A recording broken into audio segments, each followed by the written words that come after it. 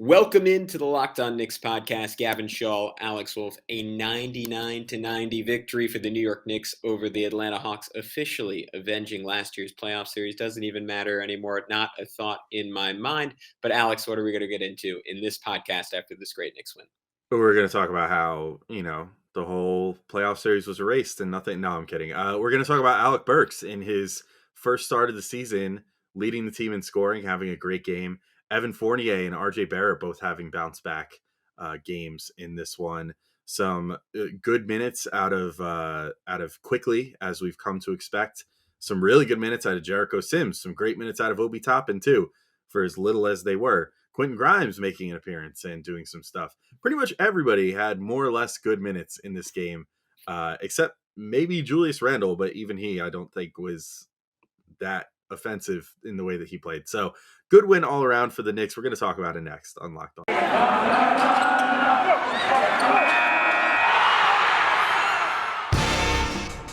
You are Locked On Knicks, your daily New York Knicks podcast, part of the Locked On Podcast Network, your team every day.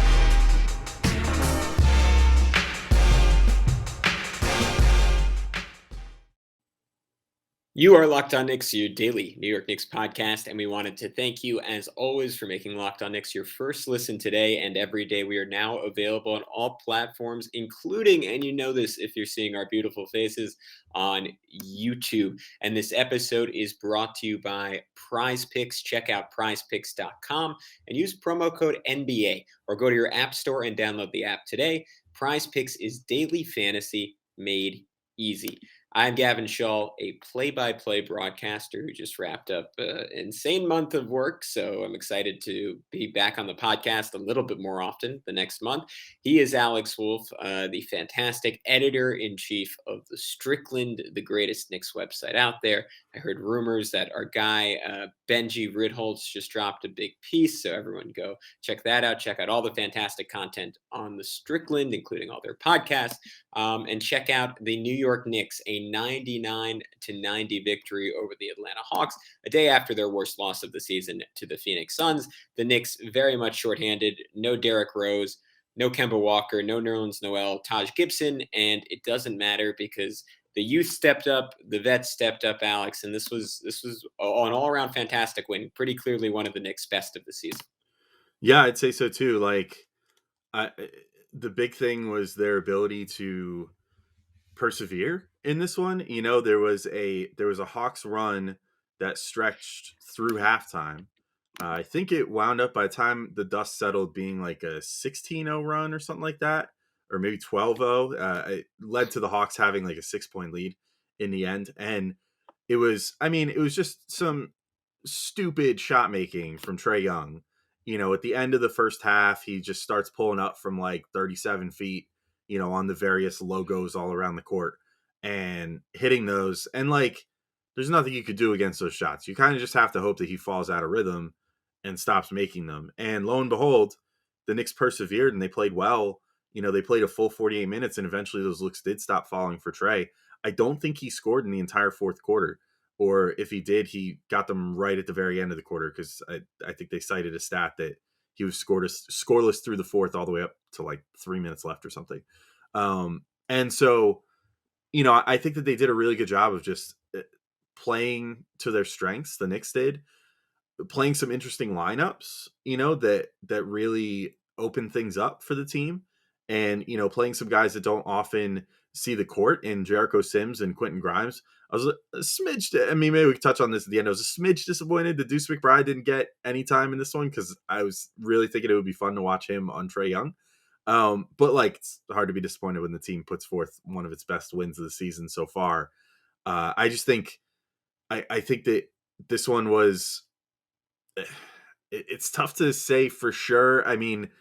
Like, obviously the first game was extremely satisfying and all that stuff, but as far as a front to back, effort, this one was definitely the most satisfying win of the season to me, in terms of the Knicks just never really giving in to the other team's runs and all that stuff. And, despite giving up the lead that they had in the second quarter and letting the Hawks back in it, and, sort of falling prey to a big Trae Young, explosion like that, they still managed to just kind of pick themselves back up, play a really good second half of basketball, not let a quick run by the Hawks in the third quarter derail them like they have at other times this season, and played a full 48-minute effort, which like is what Tibbs talks about all the time, is what we always talk about this team needs to do. And like this was one of the first times where they really truly did that for the whole game.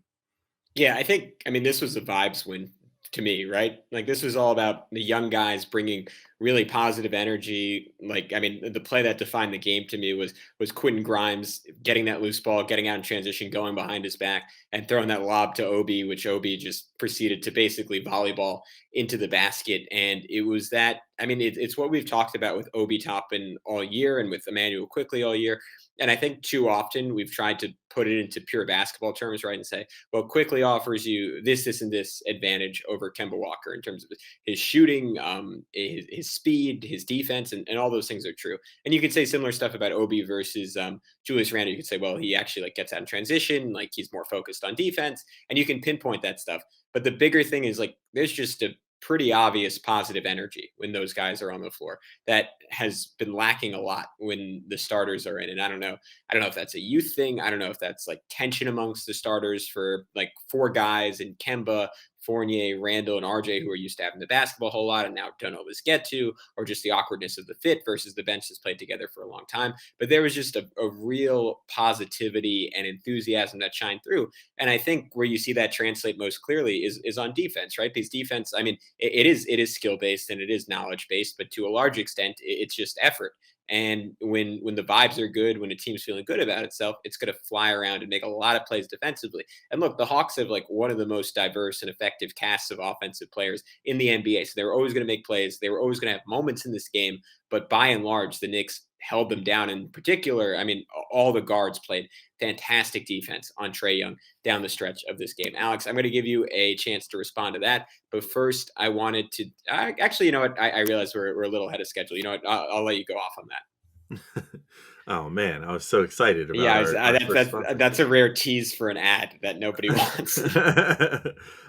Yeah, I mean, I think that the guards played good defense on Trae. I think the team just played good team defense, which was, which was very needed, and they played it in all facets. And, we were sort of differing a little bit pre-show about like Mitch's performance even. And I thought that, Capella, like on paper, put up a really great game, like 16 points, 21 boards, 3 blocks, 8 of 14 shooting. I mean, if you just look at that, you wouldn't think, oh, Mitch shut him down. And I'm not saying Mitch shut him down, but like, I think that Mitch did enough to make it so that Capella didn't have like 26 and 30. You know what I mean? Like that was a very real thing that could have happened, but Mitch had to play this like really interesting game of having to constantly like have guys get funneled into him that he wasn't, he had to make this like split second decision, particularly on guys like Trae Young, where it's just impossible to make that decision of, do I commit to trying to defend, the guy that's entering my paint here, or do I keep a closer eye on the guy behind me in Capella to make sure he doesn't get a lob? And, he got burned a couple times on those, but all in all, like I enjoyed how he played defense. I thought Randall gave more or less a complete effort. I think that there was a little bit during that stretch in the second quarter when Trae started going off where maybe the body language and stuff and the Knicks shot selection vis-a-vis Randall's, way of playing was not fantastic to end the first half. But all in all, I thought he played a good game defensively. Like this was just like, it felt like the most Tibbsy coached game of the season, where I think that he made good decisions as far as substitutions, which maybe that isn't Tibbsy of him, but the way that the guys all on the court played was very much how I think that Tibbs wants them to play.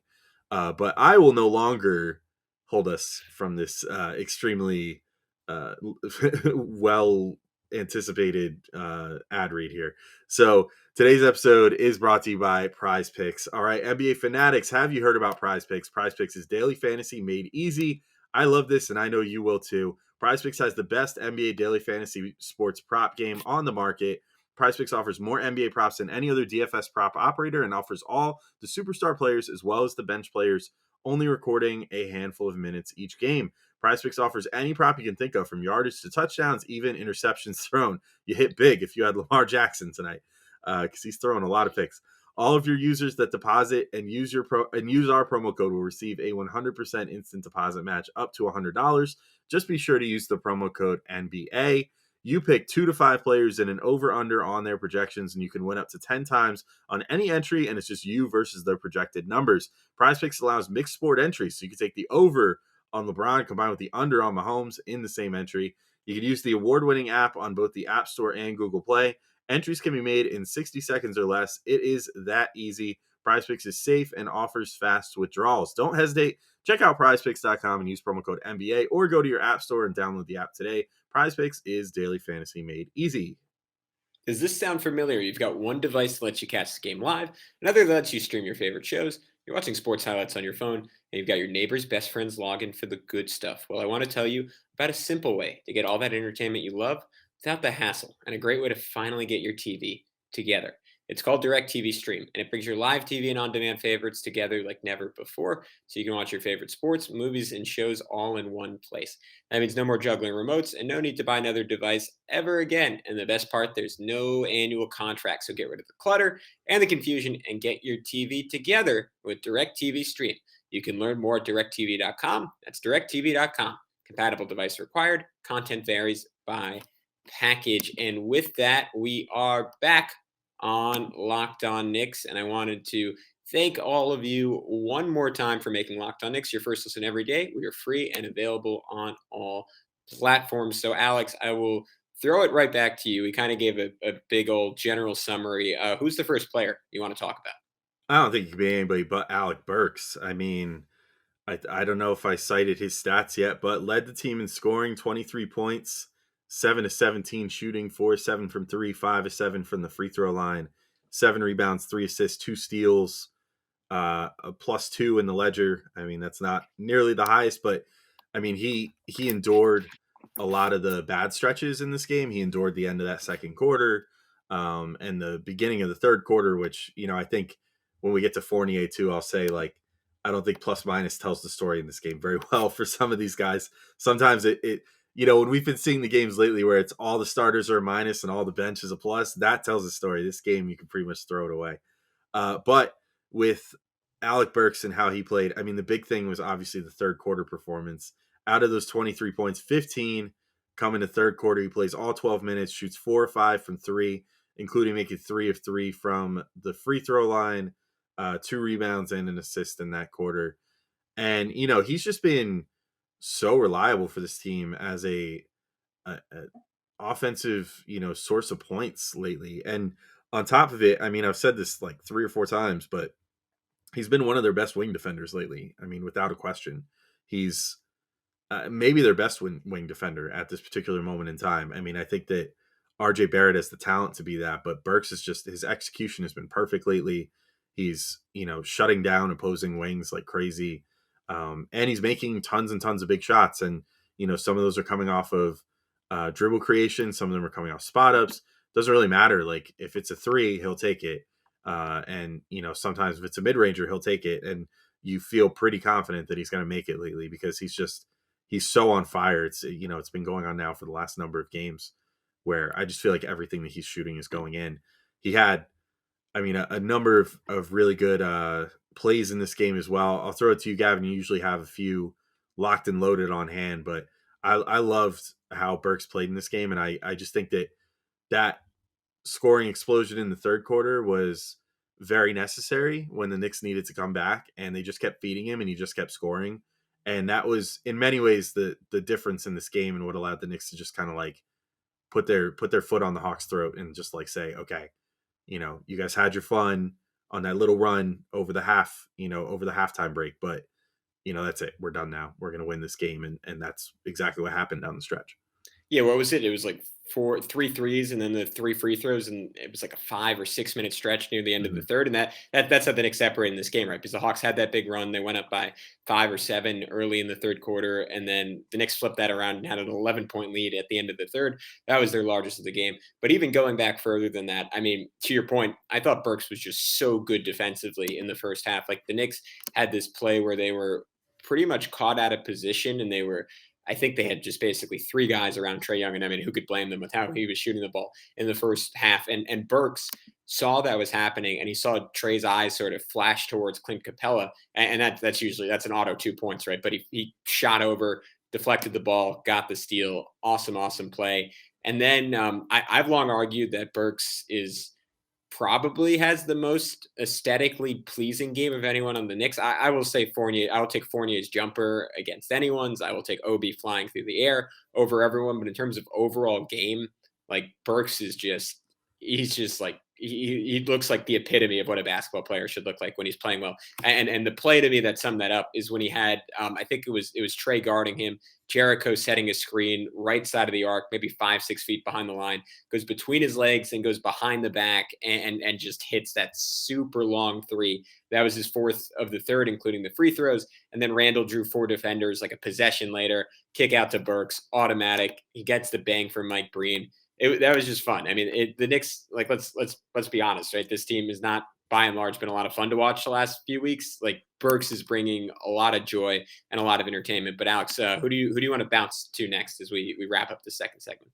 Well, I just want to say, kind of in general, based off something that you just said there, I think that this game really was a great like showing of why the Knicks did what they did this offseason.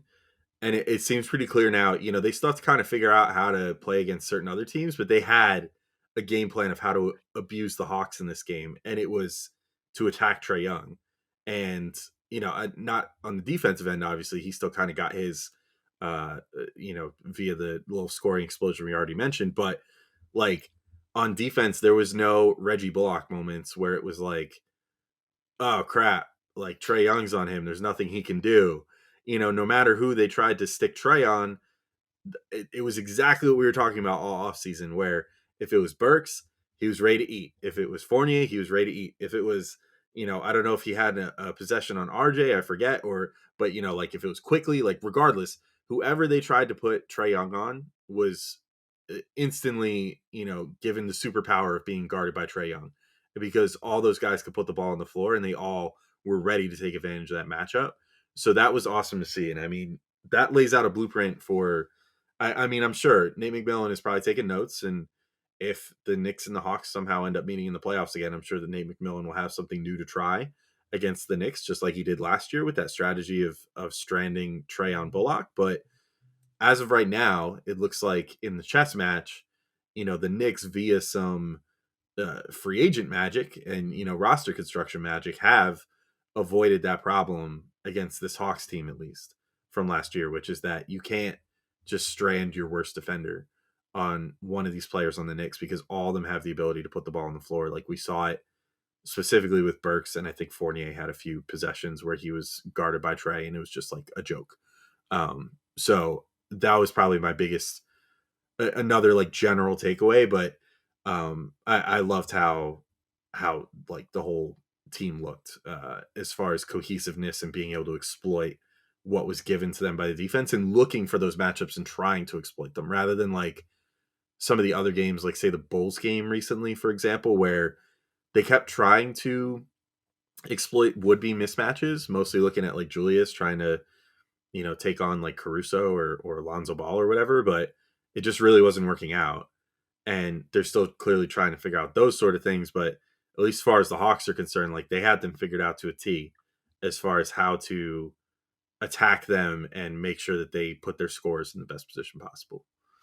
Yeah, I mean, I'm with you 100%. And I think you mentioned Fournier in there. Like, he was sort of the key guy in that equation to me, because I keep saying it, but for the Knicks to be at their best, to hit their ceiling this year, like Evan Fournier, like he sort of has to be that guy, because he probably is, if not the like second most skilled scorer on this team. Like, obviously, like Burks made an argument tonight.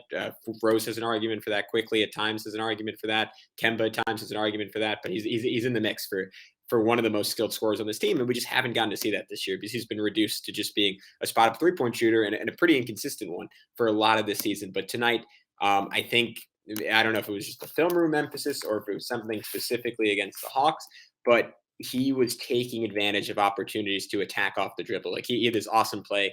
It was either late first or early second, where he split a double team with a crossover and then had this high arcing lay over John Collins. and then had another one like in the fourth quarter. I think it was off of a Mitchell Robinson offensive rebound, and Mitch fired it out to Fournier. And all season in those situations, we've seen Fournier kind of pause and hesitate and wait a second or two. And this time he was just like, nah, like the defense is unsettled. Like I'm going to take advantage. And frankly, that's what Fournier has to do, right? Because as talented as he is as a scorer, he's not someone who's just going to blow you away with his athleticism. Like he needs some kind of advantage, whether that's Julius Randle getting it to him on like a handoff or like a slick pass, or he gets a running start off a screen, or he gets the ball off an offensive rebound and the defense doesn't really know where he is. But that's how he can leverage his shooting. That's how he can take advantage of the fact that he's a pretty darn good finisher when he does get all the way to the rim. So I love seeing that from Evan Fournier. And I think the maximized version of the Knicks includes a lot of Evan Fournier doing just that. But Alex, how about we head to our second break and you tell the good people about Built Bar? Yeah, not just Built Bar. I got to tell everybody about Built Bar Cyber Monday. That's right. It is here, the best Monday of the year, Cyber Monday. And Built.com is the place to aim your mouse. Get at least 20% off everything delicious and healthy. That is 20% off site-wide. And even bigger discounts on Built Boost, Broth, and Built Swag. I'm going to check out some Built Boost. My wife fell in love with that stuff when I got some the last time. A brand new Built Bar flavor has also landed just in time for Cyber Monday. Caramel Almond Delight. It delivers everything it promises. Caramelized chocolate, check. Whoa, caramelized chocolate. Oh my God. Almonds, check. Delightful, double check. Be sure to get yours before they're gone. 150 calories, and a whole whopping 17 grams of protein with not a lot of sugar, not a lot of carbs. And this season, maybe you're craving white chocolate. For a limited time, get a special new Built Bar Puffs flavor. White chocolate cheesecake, the yummy protein treat filled with marshmallowy center covered in white chocolate. That one is sporting just 140 calories and 17 grams of protein. 'Tis the season to save and to give your taste buds the gift of Built Bar. Get to Built.com for these incredible tasting new bars and 20% off everything. Head to Built.com, enter code LOCK20 before it's too late. It's Thanksgiving, and we all know what that means. Football. And nothing goes better with football than turkey and betting. BetOnline has you covered all holiday season, more props, odds, and lines than ever before. BetOnline remains your number one spot for all the sports action this Thanksgiving. So head to our new updated desktop or mobile website to sign up today and receive your 50% welcome bonus with promo code Locked On to receive your bonus. It's not just football. BetOnline has pro and college hoops, NHL, boxing, UFC, even your favorite Vegas casino game. So don't wait to take advantage of all the amazing offers available for the 2021 season. BetOnline is the fastest and easiest way to bet on all your favorite sports. BetOnline, we're stuffed with deals this Thanksgiving. All right, Alex, with that, we are back one final time on Locked On Knicks. Still have a lot of ground to cover because technically Alec Burks is the only player that we've talked about. But I will throw it over to you. Who do you want to hit on next? I actually want to talk about RJ Barrett. Maybe we can make it kind of brief, but like 15 points, 7 boards, 6 of 11 shooting, 1 of 3 from deep. The 2 of 5 from the free throw line, obviously not fantastic. 7 rebounds for RJ.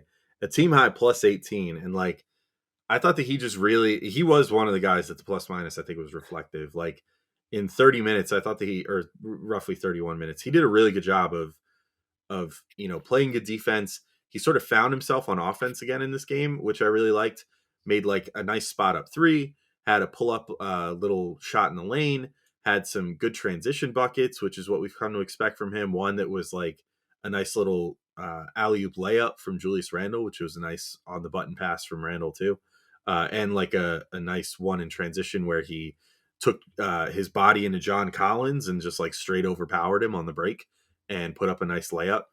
Just like a really good game from RJ in that respect. And I feel like we've needed that sort of thing from him lately. It's been sort of all or nothing with RJ, and this game like wasn't perfect from a scoring perspective, but he didn't try to do too much. And I think that's important. I think that he needs to just keep working on getting the little things back in his game. And then over time, the big things should come back. But yeah, that was the next player I wanted to highlight. I don't know if you have someone else you want to just jump right to, but I thought that RJ just deserves some props because I really liked he it's like the old basketball cliche, but like he let the game come to him in this one. He didn't force things, which I think is really valuable and hopefully will be something that he values going forward as we get to the middle part of the season. Well, not quite the middle.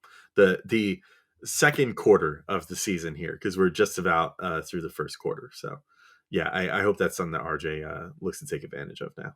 Yeah, I'm totally with you, and I've been saying that with RJ for a while, right? Like if on a specific night or maybe a couple years down the road, like we get star RJ, that's gravy. But I'm okay with role player RJ, like the guy who's making the right passes, who's being really patient in pick and roll. Like he had that play where he just sort of like babied Herter, and then eventually it ended up in a lob to, I want to say Mitch. It might have been Sims. But my favorite play of the game from RJ, he had this like John Collins was closing out on him. RJ sort of blew by him. He gave kind of like not the Rondo fake, but it's like the people on YouTube will see this, like where you like show the ball and like hold it up real quick and then reverse pivot the other direction and then hit a fadeaway. That was one of the smoothest plays he's had all season long. And then just played with really nice physicality down the stretch. And I loved I was a big fan of the lineup that the Knicks got to towards the end of this game, where it was IQ, Grimes, RJ, Toppin, Sims. Like that was the all, I guess all under 20. Well, Toppin's like 30, but outside of Toppin, the all under like 22, 23 lineup. That was a lot of fun and a really well balanced group. The next guy I will bounce over to is, of course, Immanuel Quickley, who I was kind of surprised when I looked and he was only 1 for 7 from three. It felt like he had a much better game than that, but that was because he had 7 assists in this one, and his court vision and his energy, I think, drove just a lot of what the Knicks did in this game. Like right off the bat, like they had essentially what was a summer league possession, where it was IQ and Sims running a pick and roll. Sims's gravity drew a couple different Hawk defenders, and IQ threw a cross court hook pass to Grimes for three, perfectly on target, perfectly on time. And then the chemistry between IQ and OB shined through as it always does. IQ put DeLon Wright in booty jail. Haven't gotten to say that a whole lot this season. Hasn't been one of his preferred techniques this year. But he did that to lob it up to OB. And then one of the best passes like we've seen from IQ all season long, has the ball behind the arc, sees that OB has some leverage, and just throws the lob over the top to OB for an and one lay-in. And those are just kind of the opportunistic plays that we see from IQ that a lot of other Knicks guards, cough, cough, Kemba Walker, and not to take a shot specifically at Kemba, because he's thrown some great passes in the last few games, but I don't think Kemba always has that same aggressiveness in terms of hunting out lobs and hunting out easy passes, or maybe just that creativity.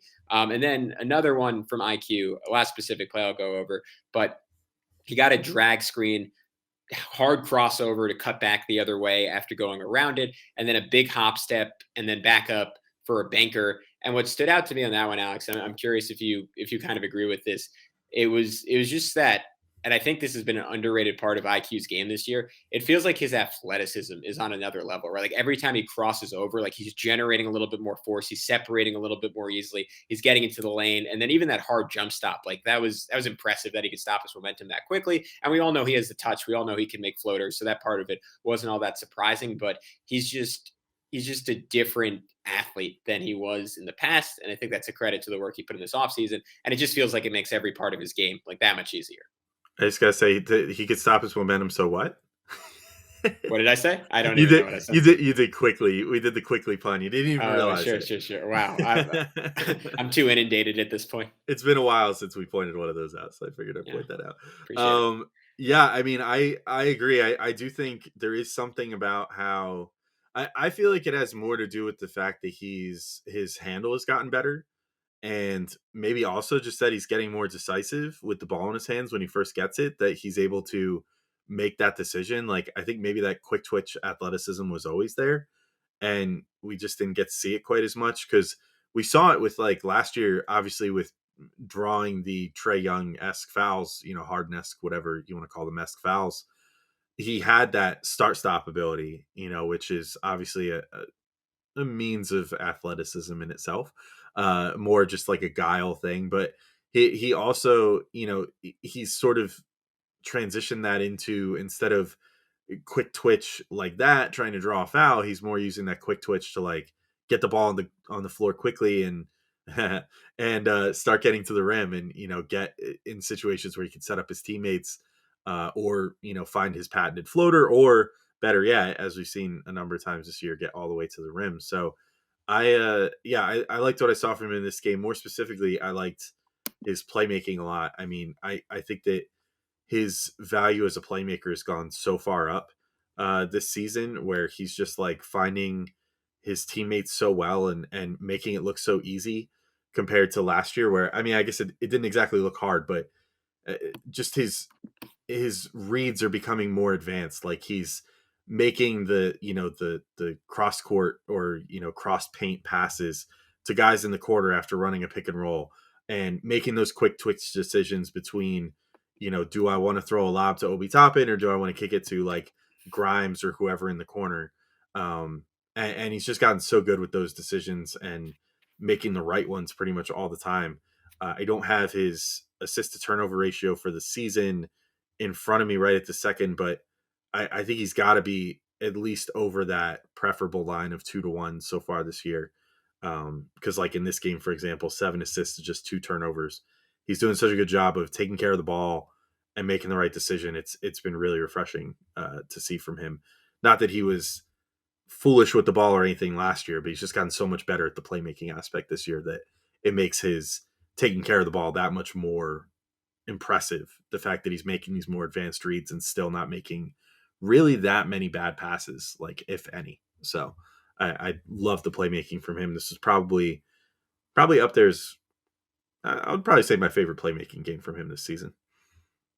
Yeah, I'm no doubt. All right. Last two shout outs for me. Obi Toppin, Jericho Sims. Obi, I feel like I almost take it for granted at a certain point just because he's gotten just so automatic around the rim, right? And like obviously like the dunks are gonna go in, but even like that little like righty banker on the left side, like it feels like anytime he catches the ball, like anyone who's ever gotten really into like 2K, or I remember this growing up with like NBA Live 2005, you'd have those players like usually with Shaq who were like 99s on the interior, and sometimes they wouldn't actually be able to dunk it because there'd be a defender in the way, but they take some weird like backwards glitchy hook and it would still go in just because their rating was so high. That's sort of how I feel about Obi at this point. Like even when he has to take like awkward shots around the basket, they feel like there's a magnet pulling them towards the rim and in. And then Jericho Sims, right? I mean, first like substantial NBA minutes of his career, and he come into this game only making one field goal previously. Goes 2 for 2, goes 2 for 2 from the line. Shows off some pretty monster athleticism, not just on like that putback dunk that he had, but probably the defensive play of this game where Clint Capella caught it off a really nice pass from Trey. And honestly, at this point, like this sounds like a random shot at Mitch, but I don't know if Mitch would have had the athleticism to get to this block anymore, or just currently with the shape that he's in. And Jericho goes across his body and blocks it with the right hand, even though Capella was going up on the left side. And it gives you a little preview for the future of Jericho Sims, and that this guy, I mean, if he's able to harness everything, like could be a quality NBA center. And the Knicks, I think Benji pointed this out on Twitter, like all of a sudden have 4 guys who can play center in the NBA. Yeah. I mean, it's wild to me that they were able to play Sims for 21 minutes in this game, and I mean, he has never looked this good, in any of his time. Like, I think this is far and away the best game that he's played between the impressive summer league to any time that he's seen the floor so far this season out of necessity. I mean, this was definitely his best game to me of the season so far. Um, just the timing was a lot better on defense. He seems to be figuring out where he needs to be now. Whereas before, anytime he would see the floor, it'd be like, all right, you got to get him out of there because he just doesn't know where he's supposed to be. And it's leading to the lane being wide open one way or another. And that just can't happen in Tibbs' system. Whereas in this game, I mean, he plays 21 minutes and, again, plus minus wasn't everything in this game, but second on the team with a plus 14 in 21 minutes is pretty impressive stuff. I'll just throw a last shout out for me to Quentin Grimes. Got 15 minutes in this game. And I mean, I think there's going to be a 15 to 20 point Grimes game somewhere this season. It's not going to happen yet, but I think it'll be something like that Damian Dotson game, his rookie year, where he scored like 35 towards the end of the season. He's going to have something like that because he's shooting with confidence. He made 1 out of 2 threes in this game. Made kind of he had 1 turnover at one point that was kind of like he was trying to make a pass to Sims in like sort of a pick and roll scenario, but there was like a guy between them, which was the issue there. But also had 1 other assist that looked pretty good, and I think that he's just he's going to figure it out, and he's going to have a big scoring explosion at some point, and it's going to still be difficult for him to find time when this team is fully healthy, unfortunately. But I do think that we're going to see. I don't think this is going to be the last time that both Kemba and Derrick Rose are out, and I think as a result, I think that he'll get some more time to try to prove himself. And it seems like, if nothing else, he's doing all the intangibles really well. He's handling like the defense really well. He's not letting anything be dictated by how much or how little he's doing on offense, and it's just kind of going about the game the right way. So I look forward to seeing more from Grimes. But Gavin, unless you had anything else to add, I think we could probably wrap up for today. So I hope you enjoyed this edition of Locked On Knicks. We'll be back with how many game recaps we got this week? 2, 3? I don't know. I forget. We'll be back with game recaps. We'll have some other stuff this week. As usual, what to count on from us. And until next time, thank you very much for listening to Locked On Knicks. And if you haven't already, check out the YouTube channel. It's just Locked On Knicks on YouTube. Subscribe, like a couple videos if you don't mind, and help fight off the trolls from the other teams, specifically looking at Raptors fans. Can't wait till the next Raptors game. But till next time, thanks everybody you guys for listening. Really thought it was impressive beating us with that OG Anunoby? You're nothing. Yeah. You're nothing. Yeah, that was it. Yeah. Anyway, thanks everybody for listening or watching. Peace out. We'll talk to you all soon.